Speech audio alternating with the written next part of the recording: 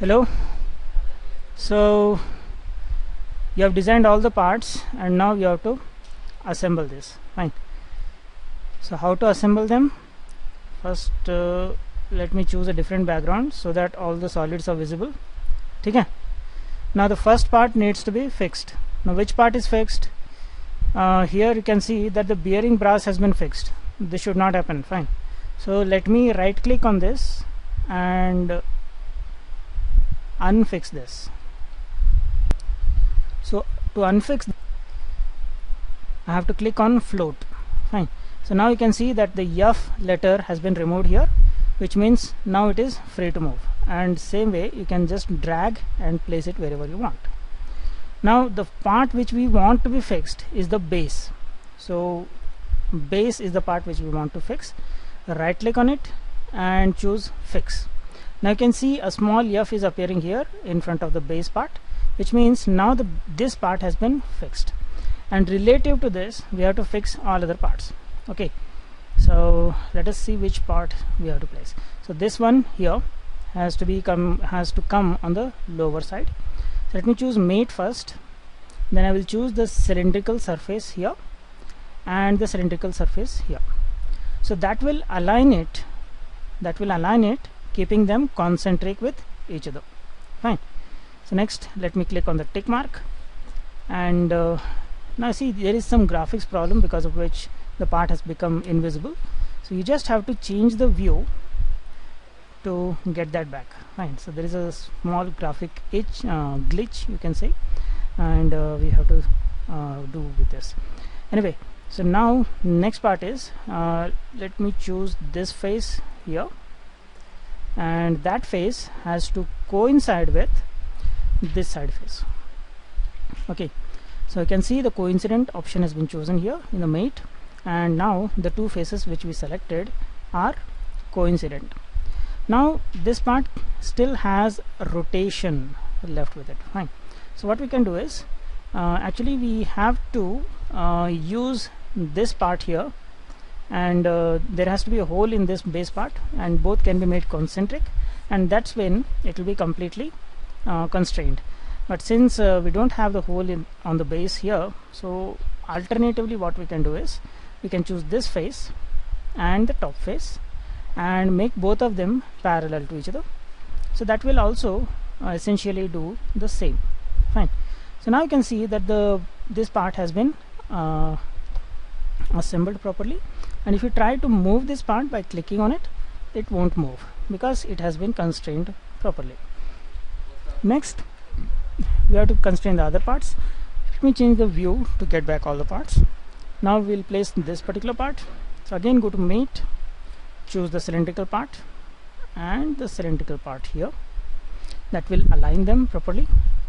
Next what we have to do is click on the tick mark, then click this face and the back side face, this one. They will become coincident, and after that you can see that it is still able to rotate like this. So as I told previously, this plane I can keep it parallel to this plane. Fine. So that will constrain this particular part as well. And now if you try to move it, you can see that no motion is possible. It has been constrained properly. Now click on the tick mark. Once again I'll change the view to get back visibility of all the parts. Now I have to constrain this particular part. So once again I'll have to proceed the same way. I'll just choose mate, and then I have to choose the inner cylindrical part, and this has to be concentric with any of these cylindrical parts. So now you can see that it has been aligned properly. Let me click on the tick mark. Okay, click on the tick mark, and now you try to move it. So you can see that it is moving like this. So in order for it to be constrained properly, you will have to select this face, make it coincident with this face. Fine. Now it has been aligned. Again click on the tick mark here. Once again try to move it. Fine. So you can see it is still able to rotate in that same plane. So what to do now to constrain this? we can just select this face and make it parallel to this face. Okay, again click on the tick mark.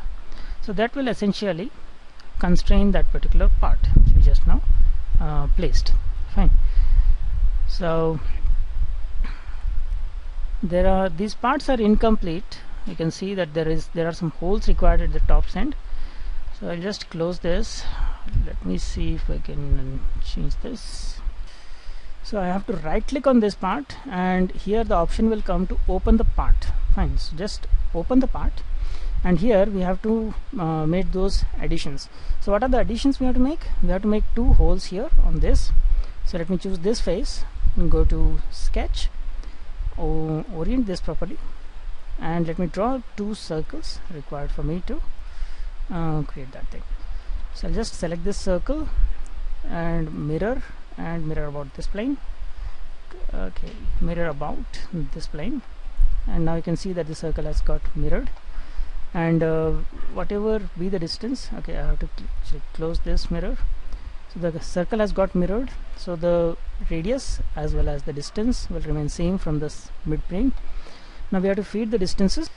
So you can see that we need holes of diameter 19. We have two holes, and the distance between their axes has to be 105.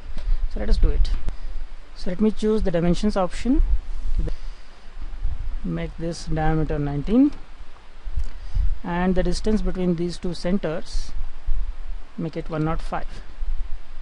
Now it is ready. Let me go ahead and go to feature, extruded cut, and I have to choose through all. That's it. So now you can see that the holes have been created. Click on the save button,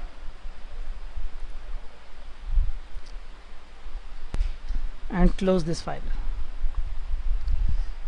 If it will ask you whether you want to rebuild all the files, click on yes, and you can see the same holes have now appeared in the assembly file as well. Next we have to put the stud into these holes that we have here specifically meant for it.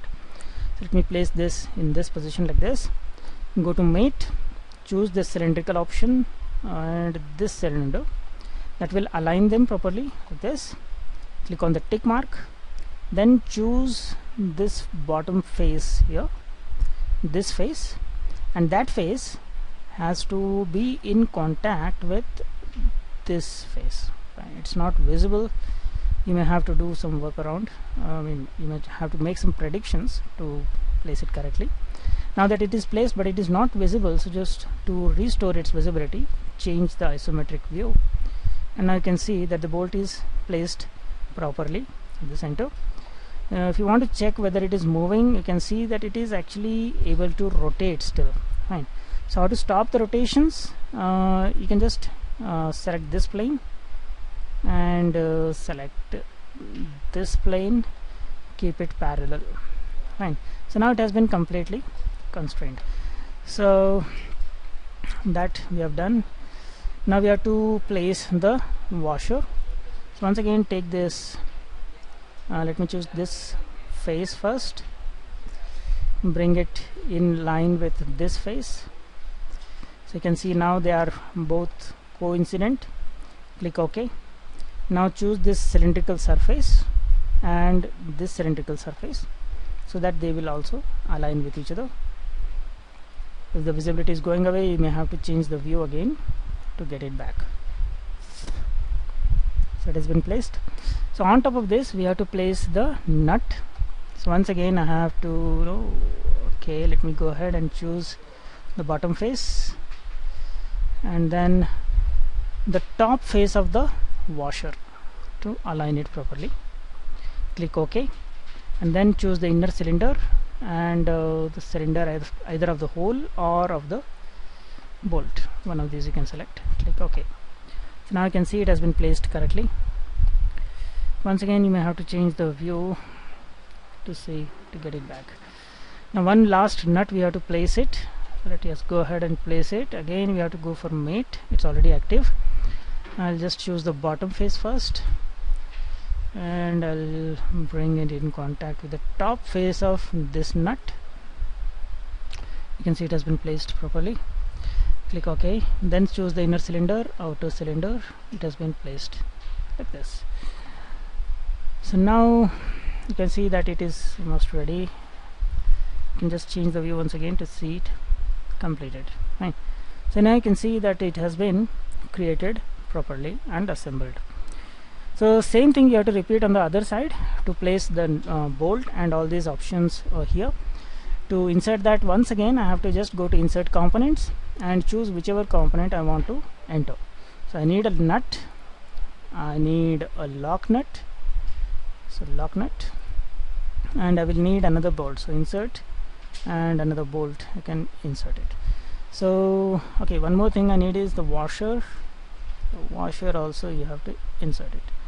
So if these objects are not visible here directly, you may have to go to browse and select wherever the objects are located.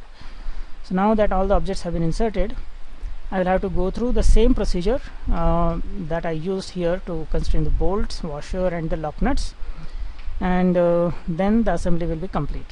Fine. So that's it for this video. In the next one we will see how to create the diagrams for this. Thank you.